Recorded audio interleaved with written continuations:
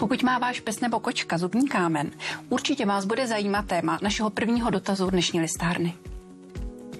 Moje 10letá Fina má na zubech začínající zubní kámen. Náš veterinář říká, že to ještě na čištění ultrazvukem není. Co jí můžeme dávat anebo udělat, aby se to zlepšilo nebo alespoň nezhoršilo? Zubní kámen není u našich domácích mazlíčků žádný vzácný nález. Najdeme ho až u poloviny koček a psů starších 4 let. A jak vlastně zubní kámen vzniká? Nejprve se na zubech vytvoří takzvaný zubní plak, a to již několik hodin po jídle. Během 24 hodin začíná působením solí ze slin tvrdnout. Pomalu se přidávají další vrstvy, mineralizují a tak vlastně vzniká zubní kámen.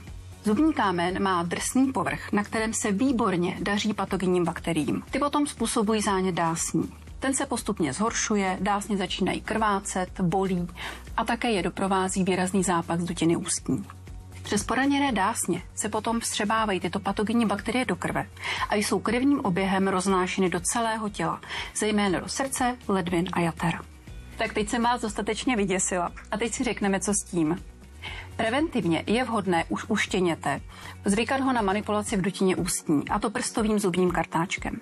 Pro péči o zuby a dásně nám mohou pomoci také různé enzymatické plátky nebo zubní gely. Velmi účinná mohou být také probiotika ve formě spreje, určená přímo pro péči o zuby a dásně psů a koček. Probiotické kmeny potlačují množení patogenních bakterií a tím působí léčebně i preventivně proti tvorbě zubního plaku a zánětu dásní.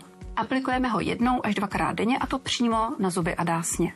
Po aplikaci potom zuby očistíme ideálně pomocí gázy nebo jiného nějakého hrubšího textilu. Pokud pes nebo kočka nebude sprej dobře snášet, můžeme ho nastříkat vlastně přímo na tu gázu nebo nějaký textil a zuby jim očistíme.